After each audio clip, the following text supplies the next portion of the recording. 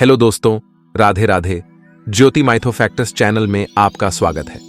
आज हम बताने वाले हैं कि कलयुग के वह भयानक रहस्य के बारे में।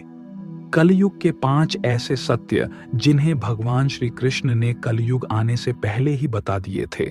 द्वापर युग में भगवान श्री कृष्ण ने पांडवों को जंगल में भेजा और उनसे पूछा, तुमने जंगल में क्या देखा? तभी युधिष्ठिर ने बोला, मैंने 2 सूंड वाला हाथी दिखा। तब श्री कृष्ण ने कहा कि कलयुग में ऐसे लोग राज करेंगे जो दोनों ओर से शासन करेंगे, कहेंगे कुछ और करेंगे कुछ और। फिर अर्जुन ने कहा कि मैंने ऐसा पक्षी देखा था जिसके पंख पर वेद लिखे थे, पर वह मांस खा रहा था। तब श्री कृष्ण ने कहा, कलयुग में ऐसे लोग रहेंगे जो बड़े ज्ञानी कहलाएंगे, पर उनका आचरण राक्षसों जैसा रहेगा। फिर भीम ने कहा कि मैंने देखा कि एक गाय अपने बछड़े को इतना चाट रही है कि सके शरीर से खून निकलने लगा। तब श्री कृष्ण ने कहा कि कलयुग में मां की ममता अपने बच्चों पर इतनी बढ़ जाएगी कि उन्हें विकास का अवसर ही नहीं मिलेगा। फिर सहदेव ने कहा कि मैंने 7 कुएं के बीच में एक सूखा हुआ कुआं देखा।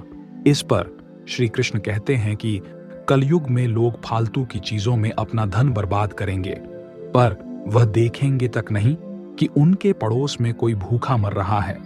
फिर नकुल ने कहा कि मैंने देखा कि पहाड़ से एक चट्टान फिसल कर आ रही है, पर वह एक छोटे से पौधे पर आकर रुक जाती है। इस पर भगवान श्री कृष्ण ने कहा कि कलयुग में लोगों का जीवन पतन हो जाएगा, पर छोटा सा हरि नाम का संकीर्तन इस पतन को रोक पाएगा। इसी के आधार पर एक और कथा है। एक सेठ और सेठानी थे जो रोज एक सत्संग में जाया करते थे। सेठ ने घर में एक पिंजरे में तोता पाला था। तोता एक दिन पूछता है, सेठ जी आप रोज कहां जाते हैं? तो सेठ बोलता है, अरे भाई हम सत्संग में जाते हैं, वहां ज्ञान जाकर ज्ञान की बातें सुनते हैं। तब तोता बोलता है कि अब आप सत्संग में जाएंगे तो संत जी से पूछना कि मैं आजाद कब होऊंगा।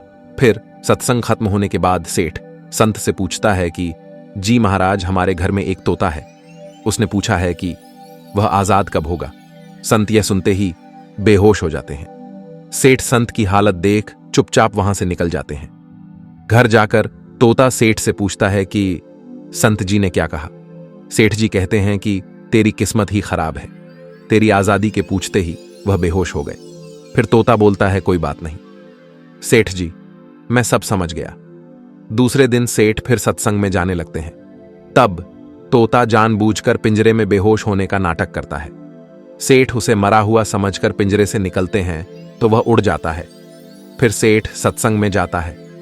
तब संत जी उस सेठ से पूछते हैं कि कल तुम उसे तोते के बारे में पूछ रहे थे, वह तोता कहां है? तब सेठ बोलता है, जी महाराज मैंने उसे तोता को मरा समझकर बाहर निकाला तो वह उड़ गया। फिर संत जी हंसते हुए बोलते हैं कि देखो तुम इतने दिनों से सत्संग सुन रहे हो, आज तक सांसारिक मोह माया की पिंजरे में फंसे हुए हो, और एक वो तोता है जो बिना सत्संग में ही आए मेरा एक इशारा समझ गया। अगर आपको हमारी कथा अच्छी लगी हो तो कमेंट करके अवश्य बताएं। अगर आप श्री कृष्ण के भक्त हैं तो लाइक करें, सब्सक्राइब करें।